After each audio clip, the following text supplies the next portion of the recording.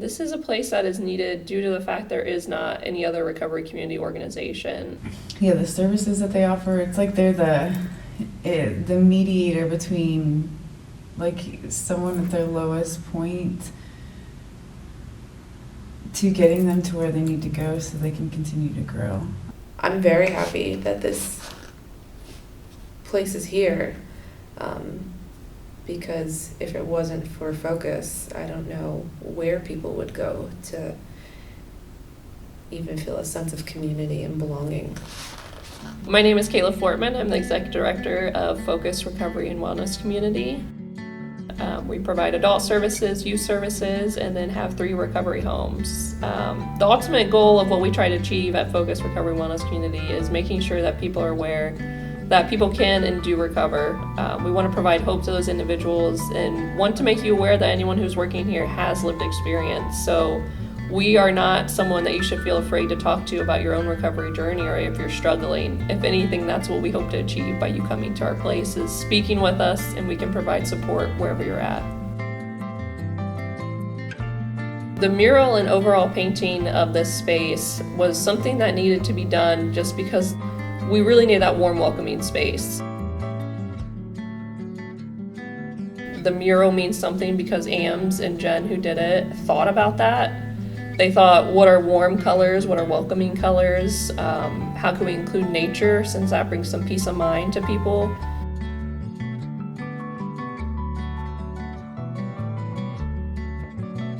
My name is Jen Perez-Savage, and I am a visual artist, a certified thanatologist, and a licensed art therapist. As a therapist and in my life,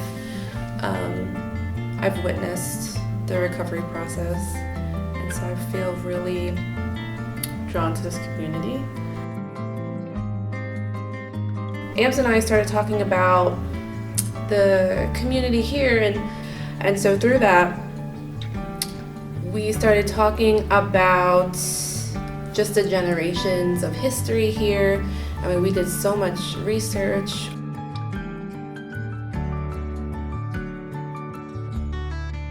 That led us on this conversation about trauma, grief, and how people kind of get caught up in the things that were not necessarily planned in life because they're just trying to cope with their own grief and trauma.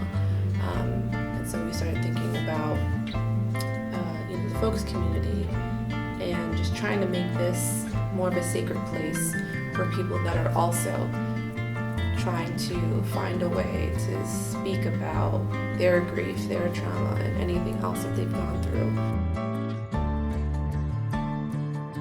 Part of maybe the genius of how Ams and I work, because we just start a conversation and we just have our wheels turning internally, and then we're just like, what? We just kind of like blurt out what we're thinking. My name is Amber, or Ams, she, her, hers.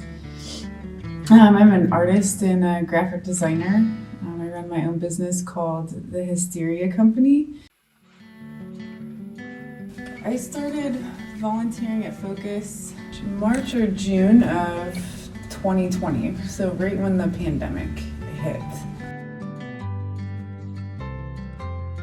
I mean, this is like a safe, sacred space to a lot of people in the community, where they can come to get what they're not getting at home, or not getting at all, or wherever that might be.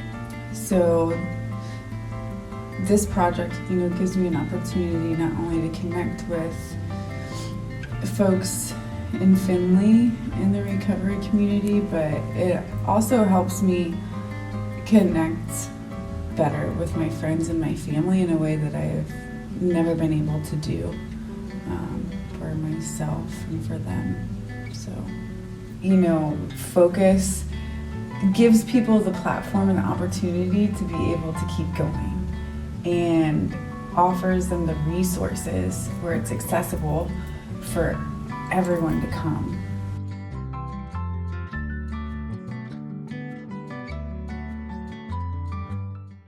the reason why I got into this field in general is my own lived experience. Obviously, I feel like individuals with their own mental health or substance use or trauma want to help others because they know themselves that they needed help. And then obviously focus was always on my radar due to the fact of having a whole community wrapped around lived experience, not just for adults, but for recovery homes and then for the youth services. So having a whole workforce that has lived experience helps me because it's something I don't have to be ashamed of, and I can walk in and say I'm having a bad day. Or, we can be honest with answers about how are you doing instead of just saying good, fine, those generic answers. So having this place to be able to serve the purpose of someone with lived experience, but also serve the purpose of making sure participants feel very non-judged when they come in, have the conversations with them.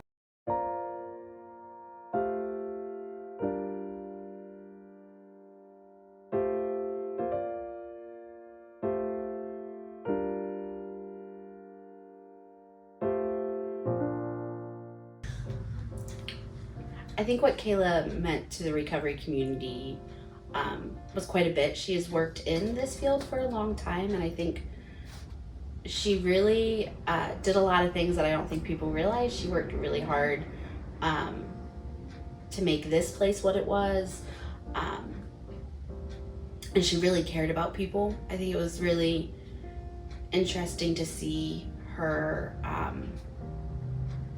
have so much empathy. Kayla really meant a lot to me. I remember when she first started, I was really nervous. Her experience was all in criminal justice, and so I thought she was going to be a lot more serious than what she ended up being. She was a lot of fun. She made coming into work really enjoyable. I always wanted to come in and tell her about my weekend or different things that I was doing. It was also really fun to just joke with her. I think it was really important to me that she trusted me as much as she did. I think as somebody with my lived experience, it was really easy to not see my professionalism. But Kayla really saw me as a full person, not just the sums of my worst parts or the sums of my past. And she really encouraged me to do more, to do things that I was passionate about, to take the lead on different projects. I think, she believed in me when I didn't really believe in myself. And that was really important. We worked really hard last year together, and being able to come in here every day and still see the pieces of her means a lot.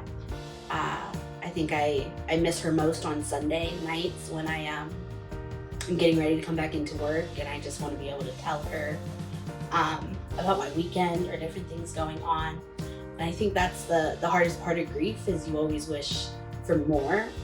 And I wish I had more time with Kayla, but I am grateful for the time in which I did know her, because I think she had a lasting impact on the person I am, the professional I am, and I'm just really grateful for it.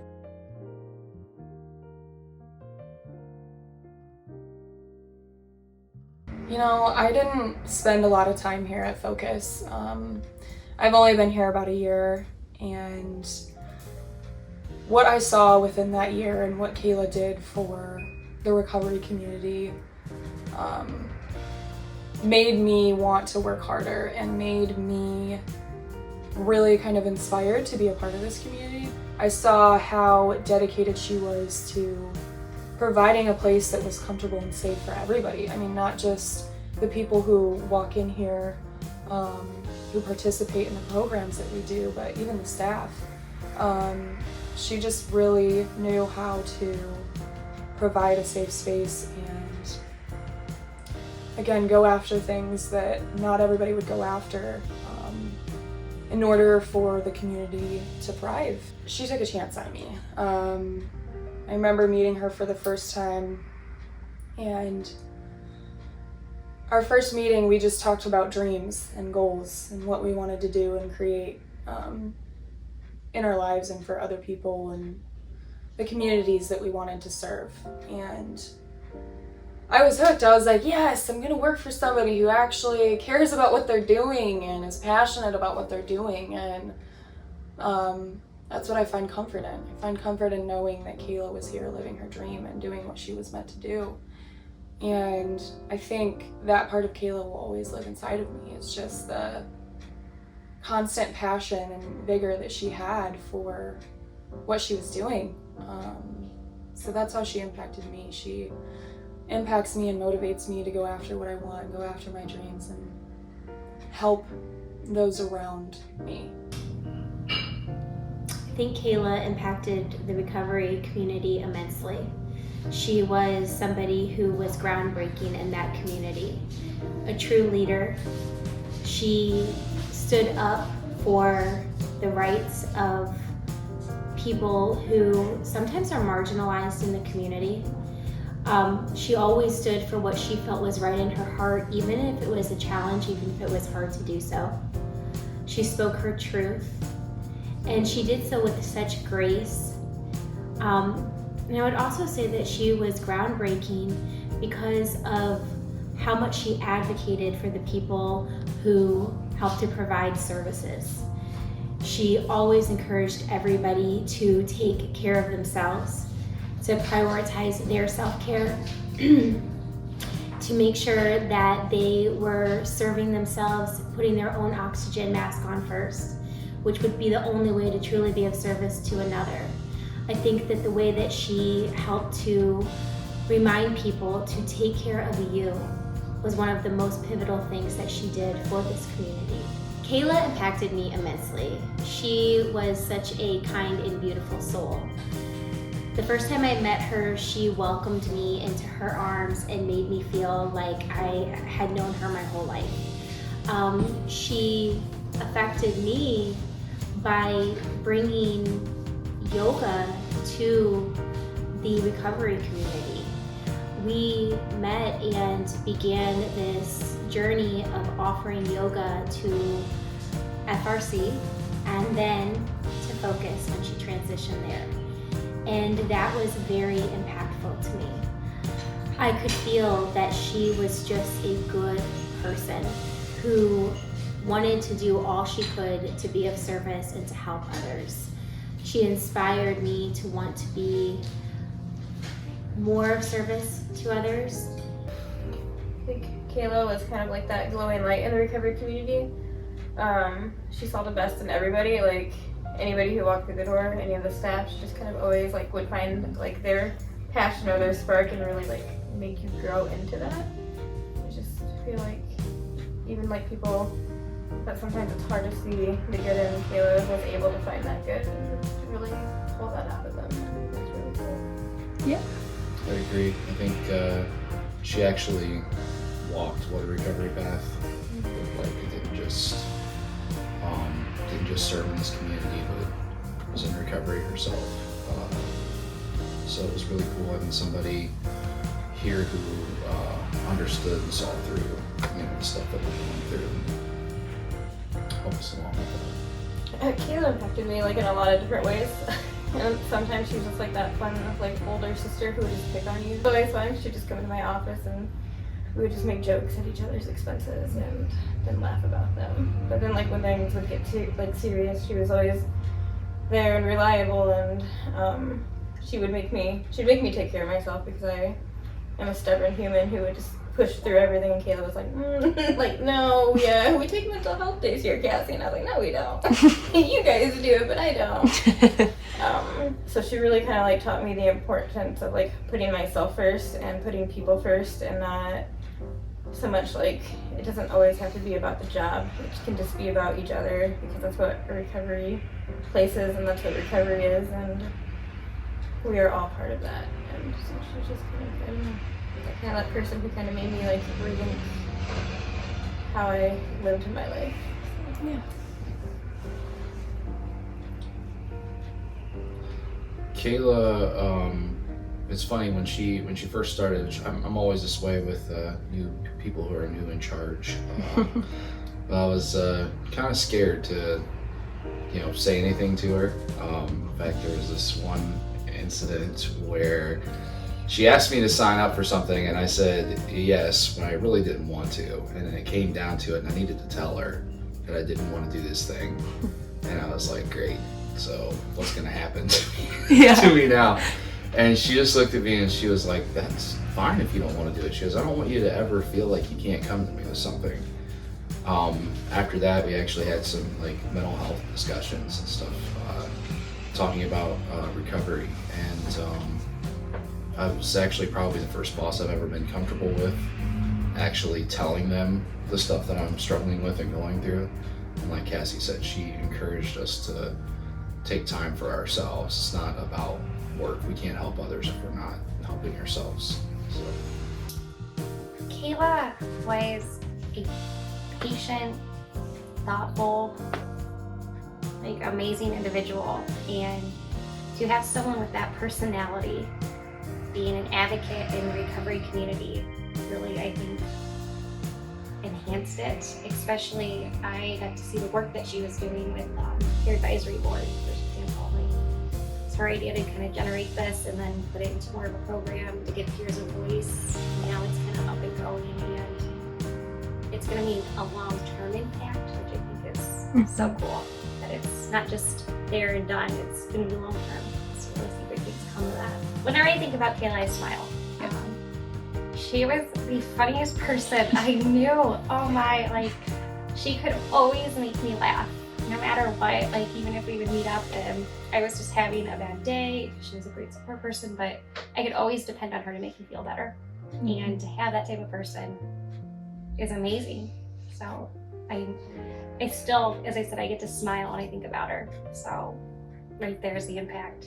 I knew Kayla for 17 years. First personally growing up, and then coming to Focus and meeting her professionally, which I was absolutely so proud of her. She impacted me in my most recent life by hiring me here and giving me a community. I didn't even know the recovery community existed. I was doing recovery without knowing what it was, and I am forever grateful that she let me be a part of this. I feel like Kayla was a beacon of hope for the recovery community because she was active in her own recovery, and as a boss, it was so nice to have somebody that talked frequently about self-care, about being good to yourself, about boundaries. I've never before worked somewhere like that, and Kayla was adamant about taking care of yourself, and I really appreciated that about her. In addition to, she wasn't afraid to dream big, and I think that shows here at Focus with the mural and the work that AMS and Jen did, whether it was going after a grant. She wasn't afraid to do things big, and I think that will impact us as we move forward. I know the staff here will carry that, will carry her essence with and her dreams forward. It was an absolute pleasure to be a part of. Kayla was a firestorm in the recovery community. I first met Kayla when she was working at Adams Board.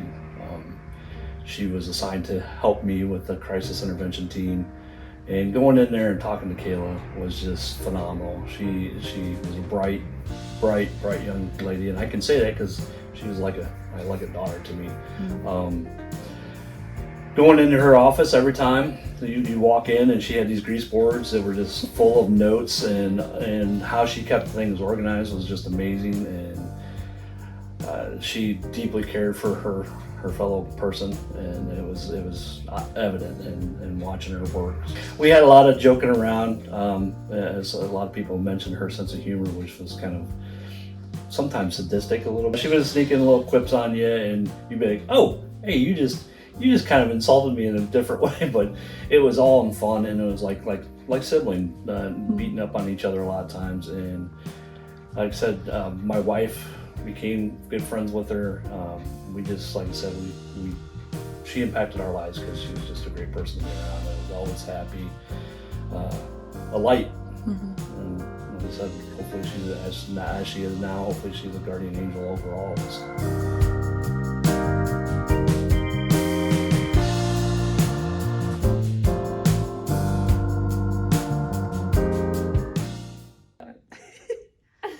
I know it's When you awkward. pointed I out. know. I'm sorry. That's okay. That's not you. That's me.